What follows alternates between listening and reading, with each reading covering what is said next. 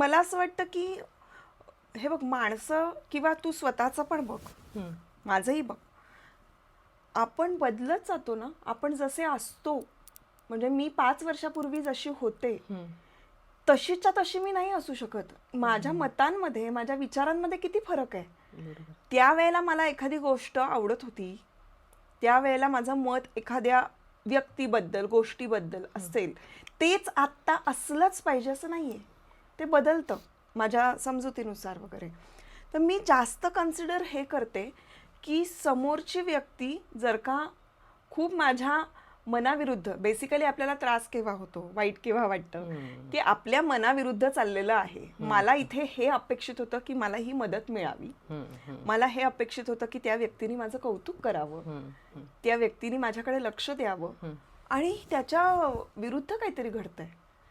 मग माझं ते दुःखाचं कारण व्हायला लागतं. आणि माझी अपेक्षा भंग झाल्यामुळे मला ती व्यक्ती वाईट वाटते.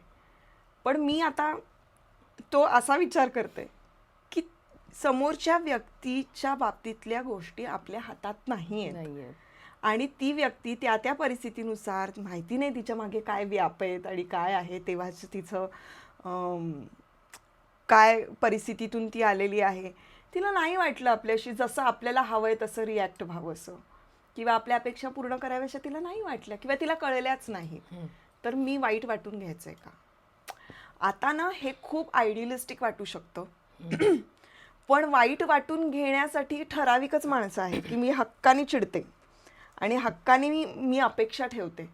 पण मी उठसूट माझ्या काका, मावशी, मामा यांच्याकडून नाही ठेवत मी अपेक्षा, कारण आपण भेटतो कधी त्यांना. मी रोज त्यांना विचारते की काय मग झालं का जेवण, मग आता काय करताय तुम्ही, मग आता कुठली सिरियल बघताय. आपण एवढे कॉन्टॅक्टमध्ये कोणाच्याच नाही आहोत. बरोबर. मग ऑल ऑफ अ सडन आपण अशी कशी अपेक्षा करायची की यांनी माझ्याशी चांगलंच वागलं पाहिजे. किमान आपण म्हणू शकतो की माणुसकीच्या नात्याने वागा, पण तेही नाही वागलं तर मी तर म्हणते की bless you, God bless you. Yes, आणि ते उत्तम आहे ना. ते उत्तम आहे. स्वतःला कमीत कमी त्रास करून घेणे ह्याच्यासाठी हे उत्तम आहे. मला जर कबीर कधी खोटं बोलला किंवा कबीर माझ्याशी काही लपवत असेल आणि मला काही सांगितलं नाही, त्यांनी अभ्यास केला नाही किंवा व्हॉट एव्हर, त्याचा मी त्रास करून घेणं साहजिक आहे. कारण मला असं वाटतं की हे आपलं ठरलं होतं की नाही, की तू मला बरोबर सगळं शेअर करणार आणि तू केलेलं नाहीयेस, तर ते दुःख होणं खूप स्वाभाविक आहे. बरोबर. आई बरोबरचं दुःख होणं स्वाभाविक आहे. पण मला असं वाटतं की ज्या व्यक्ती तुमच्या रोज संपर्कातच नाही आहेत, त्या तुमच्या इनर सर्कलमध्ये नाही आहेत, त्यांच्याबद्दल काय वाईट वाटून घ्यायचं आणि स्वतःला त्रास करायचा, शक्यतो मी नाही करते, अवॉइड करते. आणि म्हणून माणसं बदलतात, कारण आपण पण बदलतो की, आपण कुठे एकसारखे असतो. मी पण खूप बदलली आहे. म्हणजे मी आता ज्या पद्धतीनं प्रॅक्टिकली विचार करते, तर लोकांना याचाही राग येतो की अरे हिला काही फरकच पडत नाही, असं होतं. म्हणजे मैत्रिणींनी कधीतरी फोन केला की त्यांना असं वाटतं की आता ही चिडेल आमच्या. पण मला असं वाटतं मी का चिडू, किंवा कोणाचा बर्थडे त्यांनी विश नाही केलंय मला, तर त्यांना असं वाटतं की एक नकळतपणे की सॉरी मी तुला बर्थडेला विश नाही केला. तर मला असं वाटतं की इट्स ओके, माझ्या तरी कुठे लक्षात राहतात सगळ्यांचे बर्थडे, मग मी कोणाकडून काय अपेक्षा करायची. सो मी अशी न्यूट्रल असते या बाबतीत. आपला एक विषय मगाशी झाला होता जेव्हा तू म्हणाली होतीस की लोक बऱ्याचदा तुम्ही शांत राहिलात की त्याचा वेगळं अर्थ काढतात, की तुम्हाला एक तर डोकं नाहीये, तुम्हाला स्वतःची मतं नाहीये, तुम्ही मूर्ख आहात आणि ग्रांटेड घेतात. पण या बाबतीत मला तुझं मत ऐकायला आवडेल. मला असं वाटतं की प्रत्येक ठिकाणी आपण रिॲक्ट होण्याची गरज आहे का? माझं मत आत्ताच्या आत्ता समोरच्या व्यक्तीला कळलंच पाहिजे, किती गरजेचं आहे का? ते गरजेचं. समोरची व्यक्ती माझ्याबरोबर काहीतरी शेअर करते आहे, तर मी बऱ्याचदा हे जाणून घेण्याचा प्रयत्न करते की त्या व्यक्तीला फक्त शेअर करायचं आहे की माझं मतही हवं आहे. त्या व्यक्तीला हवं असेल तर मी दिलं पाहिजे ना, त्याच्या आधीच मी का रिॲक्ट होऊ? आणि मग मी अशी रिॲक्ट झाले नाही, किंवा मी खूप समजूतदारपणे आपापल्या लेवलला एक आपण समजूतदारपणा दाखवतो, हा असा समजूतदारपणा ठेवला की बऱ्याच जणांना असं वाटतं की हिला हिचं मतच नाहीये, ही बोलत नाही म्हणजे ही खूप डिप्लोमॅटिक आहे असं होतं. ही बोलायचं नाही म्हणजे सगळं टाळतेच विषय, आळशीपणा आहे. किंवा मग असं काही झालं ना की फार आपल्याला अक्कल नसल्यासारखं वागवून ग्रँटेड घ्यायला लागतात बघ लोक. होतं असं. मग मला त्यांना सांगावं लागतं, मी शांत आहे याचा अर्थ असं नाही की मला डोकं नाही आहे, किंवा मी शांत आहे याचा अर्थ असं नाही आहे की मला कळत नाही आहेत गोष्टी. पण मी शक्यतो माझ्या लेवलला हे न्यूट्रल कसं ठेवता येईल याचा प्रयत्न करते. जिथे मला असं खूप वाटेल की अरे नाही, इथे मी रिॲक्ट होण्याची गरज आहे, इथे त्यांना हवं आहे माझं मत, मी बोलावं असं वाटतंय आणि माझ्या बोलण्याने तिथे फरक पडणार आहे. आणखीन महत्त्वाची गोष्ट, कुठे बोलण्याने फरक पडणार आहे तिथेच बोलावं ना, उगाचच काय बोलत राहायचं. मी शक्यतो नाही, म्हणजे एक काही जणांचा असा एक बाणा असतो ना की नाही सगळीकडे व्यक्त झालं पाहिजे. मला असं वाटतं काही गरज नाहीये, सगळं व्यक्त करण्याची गरज नाही. तुम्हाला तुमच्या पुरत्या गोष्टी ठेवायच्या. समोरच्या व्यक्तीला खूप हवं असेल माझं मत तर मी अगदी मनापासून सांगेन की मला असं वाटतं वगैरे वगैरे.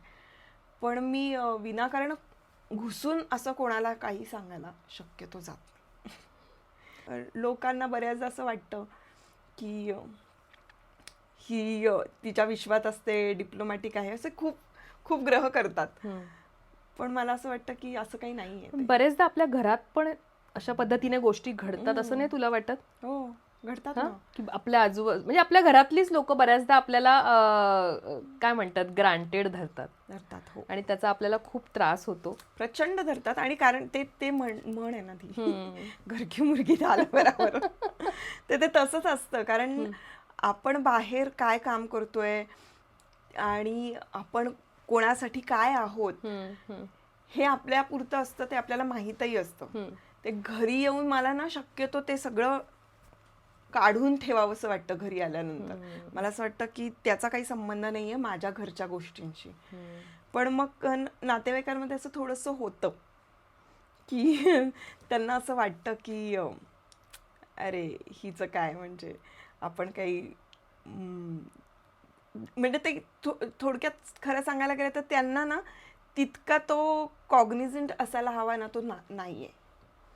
की त्यांचा सपोर्ट म्हण किंवा त्यांचं अंडरस्टँडिंग म्हण ते नसतं. आणि मग मला त्या बाउंड्रीजच आखायला आवडतात. मला असं वाटतं की ओके, तुमचं किती माझ्या आयुष्यातलं महत्त्वाचं आहे, तुमचं असणं किंवा फक्त असणं की खरंच असणं, ह्याच्यात फरक आहे. तर तेवढ्यापुरतं मग मी ते ठेवते. पण बाकी मी फार खोलात शिरायला जात नाही असं. आणि मी कोणाचं फार लावून पण घेत नाही, मनाला लावून अजिबात नाही. तुला मन मोकळं, मग स्त्रियांचं एक हे असतं की आपल्याला मन मोकळं करायचं असेल तर आपल्याला आपण ते एकतर रडून करतो किंवा बोलून करतो किंवा त्रागा करून करतो. वेगवेगळे व्यक्त होण्याची बायकांची पहिली हे असतात, कारण पुरुष बऱ्याचदा मनातल्या मनात हे करतात किंवा त्यांची वेगळी वेगळी हे असतात त्याची प्रगटीकरणाची. पण आपण बऱ्याचदा त्या गोष्टी करतो. जेव्हा स्मिताला एखादी गोष्ट आतमधून खाते किंवा त्रास देते तेव्हा ते जे त्रास देणं असतं ते व्यक्ती व्यक्त कशी करते, ते कशा पद्धतीने तू स्वतःला मन मोकळं करतेस? माझ्यासाठी अत्यंत महत्त्वाचं आहे मन मोकळं करणं. आणि मी अजिबात तो कचरा जमा करत नाही. हे म्हणजे मी खूप मितभाषी असले तरी सुद्धा मला हे माहिती आहे की माझ्या भावना मला आयडेंटिफाय करायच्या आहेत. मी जर दुःखी झाले आहे, मला जर त्रास झालेला आहे, तर तो मी लवकरात लवकर बाहेर काढण्याचा प्रयत्न करते. बऱ्याचदा आता आपल्या इंडस्ट्रीमध्ये अनफॉर्च्युनेटली काय माहिती आहे का, की काही मैत्रिणी माझ्या वर्षानुवर्ष आहेत, काही मित्र माझे वर्षानुवर्षाचे मित्र आहेत, पण तरीसुद्धा ना ते त्यांच्या कामामध्ये इतके व्यस्त असतात की माझ्यासाठी ते 24/7 अवेलेबल नसतात. बरोबर. मग ना ते फेजेस थ्रू येतात आणि जातात असं होतं.